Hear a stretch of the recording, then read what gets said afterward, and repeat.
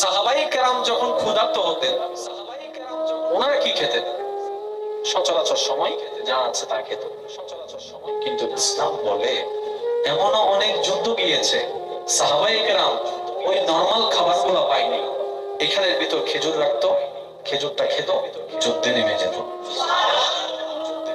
এই জিনিসটা জানার পরে কিছুদিন আগে আমি নিজের উপর নিজে এই জিনিসটা পরীক্ষা চালাই।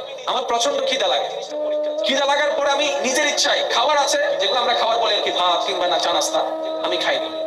আমি 2টা আজওয়া খেজুর নিয়েছি, 2টা খেয়েছি, নিজের উপর পরীক্ষা চালিয়েছি, আমার ক্ষুধাটাই নিবারণ হয়েছে।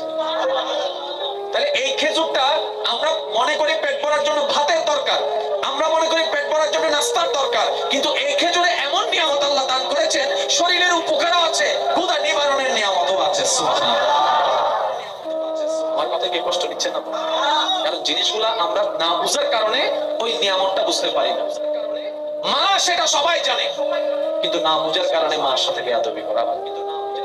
মাটা কি, নিয়ামত কি আমরা বুঝি না, যার কারণে কোরআন ঘরে পড়ে আছে। রমজান মাস আসলে নামে, এর আগে আর নামার কোনো খবর নেই। কারণ কোরআন আল্লাহর কালাম, সেটা আমরা জানি। আল্লাহর কালামের গুরুত্বটাকে মন সেটা বুঝতে পারি নাই বলে আজকে কোরআন এসে মূল্যায়ন করতে পারছে। আল্লাহর ওয়াস্তে একটু এবার জীবনের মধ্যে একটু ব্রেক লাগান, আল্লাহর পথে একবার ফিরে আসেন, দেখবেন আপনি যা চেয়েছেন, যতটুকু শান্তি কল্পনা করেছেন ভাইয়েরা, তার চাইতে 1000 গুণ বেশি শান্তি আল্লাহ পাক আপনাকে ব্যবস্থা করে দিবেন। আচ্ছা ভাইয়েরা, বছরে কয় মাস? 12 মাস। 12 মাসের মধ্যে ইসলামের বিধানে একটা মাস আছে, যে মাসটা আসলে আমাদেরকে নির্দিষ্ট সময় পানাহার থেকে বিরত থাকতে হয়। ওই মাসটার নাম কি? আরেকটু যদি বলেন। রমজান মাস। তাহলে মাস হয়তো 12টি, মাস হলো 12টি।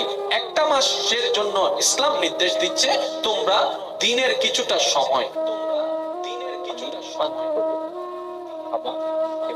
তো ইসলাম কি করবো? তুমি পেটটাকে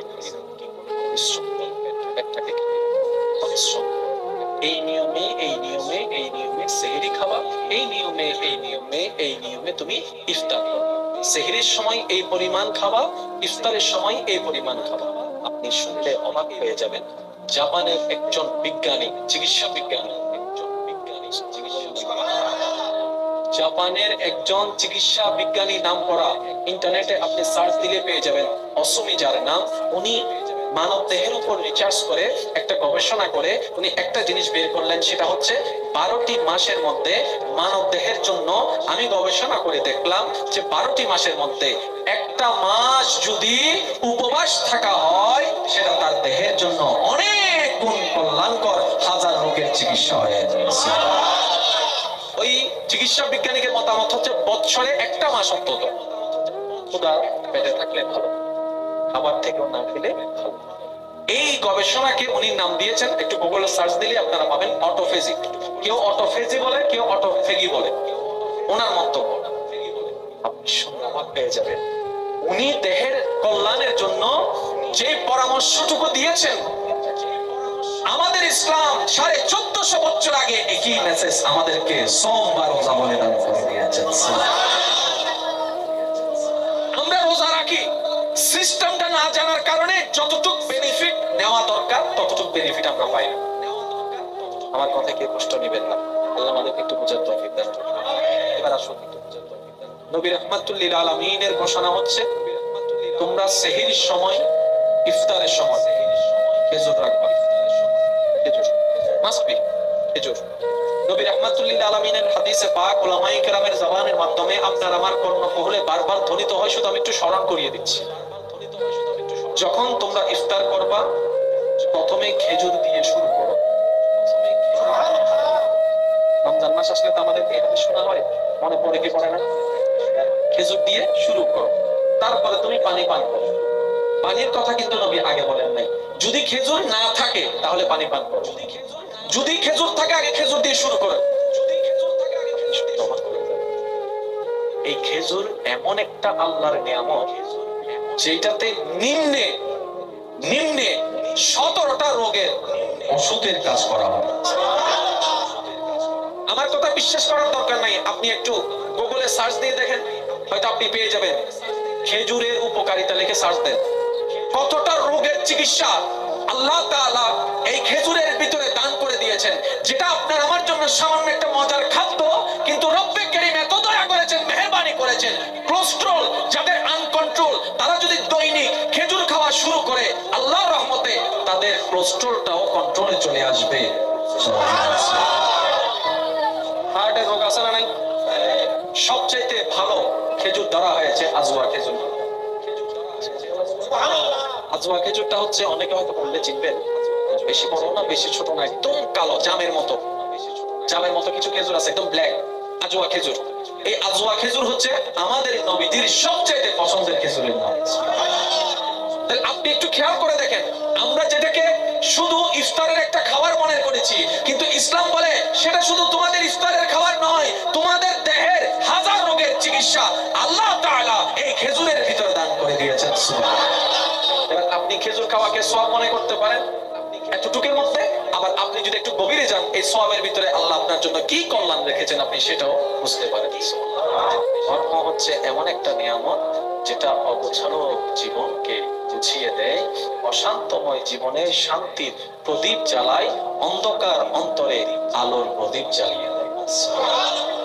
এক কথাই বলি, অমানুষকে মানুষ বানায় যে সাজেশন, এই সাজেশনের নাম হচ্ছে ইসলাম।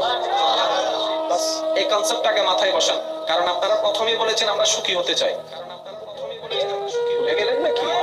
আপনারাই বলেছিলেন আমরা শান্তিতে থাকতে চাই, আমরা পরকালকে সুন্দর রাখতে চাই। আপনাদের এই সিদ্ধান্ত, ওইটাকে সাথে নিয়ে আমি আগাচ্ছি। এবার আপনার বিবেকের কাছে আমার একটা প্রশ্ন, তৃষ্ণা লাগলে কি খেতে হবে? এবার পানি খাবেন, পানি তো বোতলে আছে, পানি বোতলে আছে, খাবেন কিভাবে? একটা নিয়ম, ওই নিয়মটাই হচ্ছে আপনার দেহের জন্য কল্যাণ। আচ্ছা ভাইরা, প্রত্যেকটা ধর্মের প্রতি আমাদের শ্রদ্ধা এবং সম্মান, কারণ আমাদের নবী রাহমাতুল লিল আলামিন আমাদেরকে শিক্ষা দিয়েছেন, নিজের ধর্ম পালন করো, অপরের ধর্মের প্রতি তোমরা সম্মান করো। কেউ যদি তোমার সামনে ভিন্ন ধর্ম পালন করে, তুমি তাদের উপর অত্যাচার করিও না, তাদেরকে তোমরা দাওয়াত দিবা, জোরাজুরি করবা না, কারণ তোমার কাছ দাওয়াত পৌঁছাই দিবা। কবুল করবে কি করবে না সেটা তার ব্যাপার, তোমার দেখার বিষয় নয়। এত সুন্দর থিওরি যেটাকে যেখানে শিখায়, এটার নাম হচ্ছে ইসলাম। মদিনার বাজার দিয়ে নবীজি যাচ্ছেন, নবীজির একটা উট পছন্দ হয়েছে, তো নবী উটের মালিকের কাছে গিয়ে জিজ্ঞেস করলেন, ভাইয়া এই উটটার দাম কত? ওই দামাদামি হলো, নবী সে দামে কিনতে রাজি হলেন, কিন্তু নবীর কাছে তখন অর্থ ছিল না। তখন নবীজি ওনাকে বললেন, আপনি আমাকে উটটা দেন, আমি এখন গিয়ে আপনার সেই প্রাপ্যটা পাঠিয়ে দিচ্ছি। উটের মালিক ওনাকে উটটা দিয়ে দিলেন। আশেপাশে যারা উটের মালিক ছিল সবাই জিজ্ঞেস করতেছে, এই পাগলা, তুমি কি যাকে উট দিয়েছো তাকে চিনো? বলে যে না। নাম জানো? বলে যে না। পরিচয় জানো? বলে যে না। ঠিকানা জানো? না। তো তুমি যে উটটা দিয়ে দিলা, উনি যদি ওটার টাকাটা না ফাটায় তখন তো তুমি লসের মধ্যে চলে যাবা। সে ওটের মালিক বলে, এত সুন্দর নুরানি চেহারাওয়ালা কখনো বাটপার হতে পারে না, কখনো চিটার হতে পারে না, কখনো মিথ্যুক হতে পারে না। ওনার চেহারা দেখেই তো আমি উট বিক্রি করার আগে মনটাই বিক্রি করে দিয়েছি, মনটাই বিক্রি করে দিয়েছি, মনটাই বিক্রি করে দিয়েছি। তোমরা যাই বলো, আমার মন বলে উনি আসবে আসবে, টাকাটা পাঠাবে পাঠাবে। এই কথা বলতে না বলতে কিছুক্ষণ পরে নবীজির একজন সাহাবা এসে বলছেন, একটু আগে একজন ওট নিয়ে গিয়েছেন কাছ থেকে, ওটের মালিকটাকে একটু দেখতে চাই। উনি বলে যে আমার থেকে। তো উনি বললেন, আমাদের নবী আপনার থেকে ওটটা নিয়ে গিয়েছেন, ধরেন ওটের টাকাটাও দিয়েছেন, আপনাদের খাবার জন্য কিছু খেজুরও হাদিয়া পাঠিয়েছেন, খেজুরও হাদিয়া পাঠিয়েছেন। ওই ওটের মালিক বলে, ভাইয়া টাকাটাও রাখেন, খেজুরটাও রাখেন, আগে আমাকে ওনার কাছে নিয়ে যান। আমি উট বিক্রি করি নাই, আমার দিলটাই বিক্রি করে দিয়েছি। ওনার চেহারা মোবারক দেখে আমার মনটাই পাল্টাই গিয়েছে, আমি কালিমা পড়ে মুসলমান হয়ে যেতে রাজি আছি। সুবহানাল্লাহ। जिसका कोई सानी नहीं वो नबी हमारा है, मुस्तफा की अजमत का हद ही ना किनारा है। आशिक बोले, लम याति नजीरु कफी नजरिन मिसले तुना शुद्ध पैदा जाना। চিৎকার দিয়ে বলেন না সুবহানাল্লাহ। ওই নবীটা কাদের নবী? হয় নাই, সবার আওয়াজ বলেন, ওই নবীটা কাদের নবী?